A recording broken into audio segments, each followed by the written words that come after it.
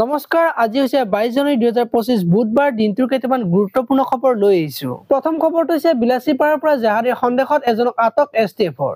আজি বিলাসীপাৰাত অসম আৰক্ষীৰ বিশেষ টাস্ক ফৰ্চে এক অভিযান চলাই জাহাজীৰ সন্দেহত এজন ব্যক্তিক আটক কৰিছে।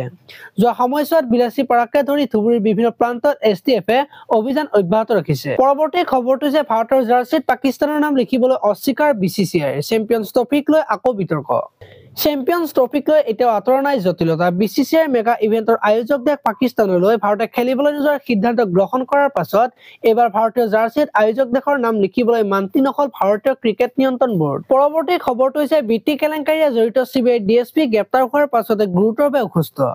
বৃত্তি কেলেংকাৰী এক গোচৰত সোমবাৰে গ্ৰেপ্তাৰ হোৱা CBI অফিচাৰ বলবীৰ শৰ্মা হৃদৰোগত আক্ৰান্ত হৈ চিকিৎসাধীন হৈ আছে। CBI উপ আৰক্ষী অধীক্ষক পৰ্যায়ৰ বিষয়া বলবীৰ শৰ্মাক সোমবাৰে বৃত্তি কেলেংকাৰী সম্পৰ্কীয় 2.5 কোটি টকাৰ উৎকোচৰ গোচৰত গ্ৰেপ্তাৰ কৰিছিল। পৰৱৰ্তী খবৰটো হৈছে মহাকুম্ভ মেলাৰ প্ৰভাৱ, বিশ্বব্যাপী প্ৰসাৰ লাভ মেক ইন ইণ্ডিয়াৰ। মহাকুম্ভ মেলাত 6000 বৰ্গ মিটাৰত বিস্তৃত এক জিলাত সামগ্ৰীৰ এক বৃহৎ প্ৰদৰ্শনী অনুষ্ঠিত হোৱাৰ কথা উল্লেখ কৰিছে মুখপাত্ৰগৰাকীয়ে। পৰৱৰ্তী খবৰটো হৈছে 4500 অধিক অনাথ শিশুলৈ PM কেয়াৰ্ছ পুঁজিৰ সহায়ৰ হাত।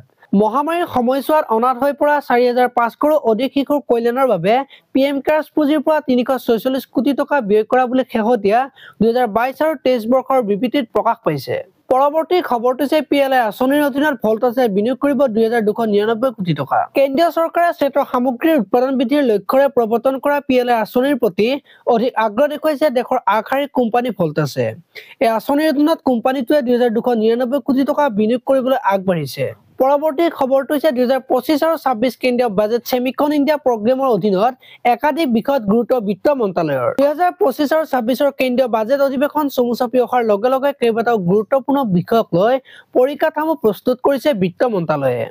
মন্ত্ৰালয়ে বিশেষকৈ চেমিকন ইণ্ডিয়া প্ৰগ্ৰেমৰ অধীনত 1.52 লাখ কোটি টকা বিনিয়োগ আৰু 85,000 চাকৰি সম্পৰ্কত বিশেষভাৱে আলোচনা কৰে। পৰৱৰ্তী খবৰটো হৈছে প্ৰযুক্তিগত উদ্ভাৱন আৰু অৰ্থনৈতিক বিকাশৰ ক্ষেত্ৰত আগৰণুৱা ভাৰত বিশ্বৰ অৰ্থনৈতিক মঞ্চ। প্ৰধানমন্ত্ৰী নৰেন্দ্ৰ মোদীয়ে 2018 চনত আৰম্ভ কৰা C4IR ইণ্ডিয়াই দায়িত্বশীল আৰু সৰ্বাংগীন প্ৰযুক্তিগত বিকাশৰ প্ৰতি দেশৰ দায়বদ্ধতাৰ উদাহৰণ দাঙি ধৰিছে। ভাৰতৰ সৈতে WEFৰ অংশীদাৰিত্ব 4 দশকৰো অধিক সময় ধৰি চলি আছে। পৰৱৰ্তী খবৰটো হৈছে কলিয়াবৰ নুমলীগড় ৰাষ্ট্ৰীয় ঘাইপথৰ দিশ সলনি 5 পক্ষলৈ ন্যায়ালয়ৰ জাননী। উত্থাপিত অভিযোগ সন্দৰ্ভত এই 5 পক্ষই 2 সপ্তাহৰ ভিতৰত স্থিতি স্পষ্ট কৰিব লাগিব ন্যায়ালয়ত। উল্লেখযোগ্য যে পূৰ্ব 37 নং আৰু বৰ্তমানৰ 715 নং ৰাষ্ট্ৰীয় ঘাইপথটো কলিয়াবৰৰ পৰা জাজিলৈকে নিৰ্মাণ কৰা হ'ব। পৰৱৰ্তী খবৰটো হৈছে ধুবুৰী নদীপথত লঞ্চ নাও আৰু মটৰ চালিত নাওৰ মাজত সংঘৰ্ষ।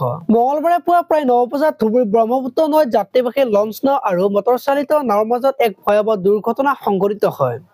ঘন কুঁৱলীৰ বাবে এই দুৰ্ঘটনা সংঘটিত হোৱা বুলি অনুমান কৰা হৈছে যদিও উক্ত দুৰ্ঘটনাত কোনো লোকৰ ক্ষয়ক্ষতি হোৱা নাই বুলি জানিব পৰা গৈছে। পৰৱৰ্তী খবৰটো হৈছে সুৰা নিষিদ্ধ বিহাৰত অঘটন, বিষাক্ত সুৰা পান কৰি প্ৰাণ গ'ল 7 জনৰ। সুৰা নিষিদ্ধ বিহাৰত আকৌ এবাৰ সুৰাৰ ট্ৰেজেডিয়ে প্ৰাণ লৈছে 7 জন লোকৰ। ৰাজ্যখনৰ পশ্চিম চম্পাৰণ জিলাত নিশা বিষাক্ত সুৰা পান কৰাৰ ফলত 7 জন লোকৰ মৃত্যুমুখত পৰে। পৰৱৰ্তী খবৰটো হৈছে চীনত সৃষ্টি কৰিছে ত্ৰাসৰ, এবাৰ গুৱাহাটীৰ মহিলাৰ দেশত ধৰা পৰিল HMV ভাইৰাছ। চীনত ত্ৰাসৰ সৃষ্টি কৰিছে HMV ভাইৰাছে। গুৱাহাটীতো প্ৰথমগৰাকী HMV ৰোগী চিনাক্ত। পৰৱৰ্তী খবৰটো হৈছে ক্ৰমশ সুস্থ হৈ উঠিছে ছুপাৰষ্টাৰ ছেইফ আলী খান, চিকিৎসালয়ৰ পৰা মুক্তি নিবলৈ আহিল কৰিনা। ক্ৰমশ সুস্থ হৈ উঠিছে ছেইফ আলী খান। 16 জানুৱাৰীত বান্দ্ৰাৰ বাসগৃহত ছুৰিকাঘাতৰ পাছত চিকিৎসাধীন হৈ পৰা বলিউডৰ অভিনেতা ছেইফ আলী খানক মুম্বাই লীলাৱতী হাস্পতালৰ পৰা অব্যাহতি দিয়া হৈছে। পৰৱৰ্তী খবৰটো হৈছে আত্মসহায়ক গোটৰ লাখ লাখ মহিলাৰ বাবে আহি গ'ল ভাল খবৰ। ফেব্ৰুৱাৰী আৰু মাৰ্চ মাহত আত্মসহায়ক গোটৰ মহিলাই লাভ কৰিব ধন। বাছনিভুক্ত প্ৰতিগৰাকী মহিলাৰ বেংক একাউণ্টত দিয়া হ'ব 10,000কৈ টকা। আজিলৈ ইমানে। আপোনালোকে যদি ভিডিঅ'টো চাই ভাল পালে তেতিয়াহ'লে লাইক কৰিব আৰু এনেকুৱা ধৰণৰ খবৰবোৰ পাই থাকিবলৈ চেনেলটো ছাবস্ক্ৰাইব কৰি বেল আইকনটো প্ৰেছ কৰি দিব। ধন্যবাদ।